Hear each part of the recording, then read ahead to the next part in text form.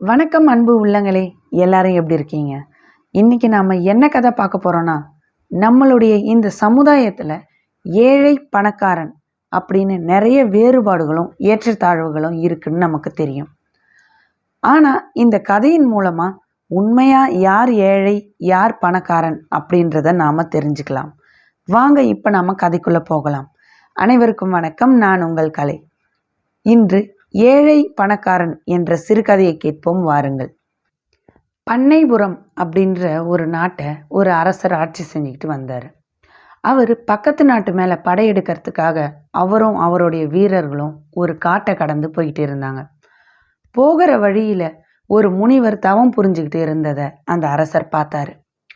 அரசர் அந்த முனிவர்கிட்ட போயிட்டு இந்த போரில் நாம் வெற்றி பெறணும் அப்படின்னு அவர்கிட்ட ஆசீர்வாதம் பெற்று வரலான்னு நினச்சாரு. அதுக்காக முனிவரை பார்க்கறதுக்கு போனார். முனிவர் ரொம்ப கடுமையான தவத்தில் இருந்தார். காடு ரொம்ப பனி மூட்டத்தோடு காணப்பட்டுச்சு.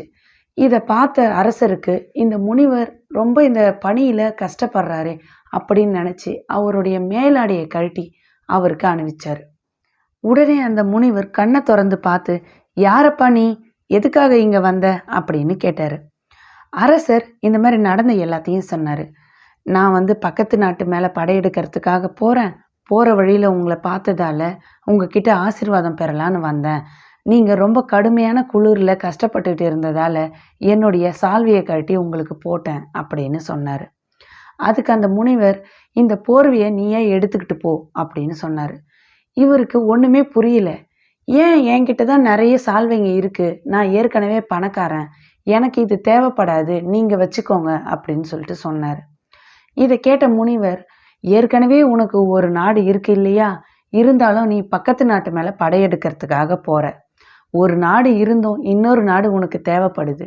அதே போல தான் பல சால்வைகள் உனக்கு இருந்தாலும் இந்த சால்வையும் உனக்கு தேவைப்படும், நீயே எடுத்துக்கிட்டு போ அப்படின்னு சொன்னார். இதை கேட்ட அரசர் என்ன பேசுறதுன்னே தெரியாமல் அப்படியே சிலை போல நின்னார். முனிவர் மறுபடியும் பேச தொடங்கினார். தேவை இருக்கிறவன் தான் ஏழை, அவனுக்கு தான் பொருட்கள் தேவைப்படும். உனக்கு தேவை இருக்கு இல்லையா, அதனால் நீயே இதை எடுத்துகிட்டு போ. எனக்கு தேவை எதுவுமே கிடையாது, அதனால் நான் தான் இங்கே பணக்காரன், எனக்கு எதுவுமே வேணாம் அப்படின்னு சொல்லிட்டு கண்ணை மூடி மறுபடியும் தியானத்தை தொடர்ந்தார். அரசருக்கு முனிவர் கேட்ட கேள்வி சாட்டையால் அடித்தது போல இருந்தது. போர் புரியணும் அப்படின்ற எண்ணத்தையே கைவிட்டுட்டு நாடு திரும்பினார். இந்த கதையிலிருந்து நமக்கு என்ன தெரியுதுன்னா, யார் ஒருவன் தேவைக்கு அதிகமாக ஆசைப்படுறானோ அவன்தான் உண்மையான ஏழை. யார் ஒருத்தன் நம்மிடம் இருக்கிறத வச்சு சந்தோஷமாகவும் நிம்மதியாகவும் வாழறானோ அவன்தான் உண்மையான பணக்காரன்.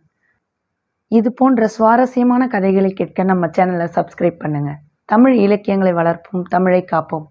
மீண்டும் ஒரு நல்ல கதையில் உங்களை சந்திக்கும் வரை உங்களிடமிருந்து விடை பெறுவது நான் உங்கள் தோழி கலை. நன்றி.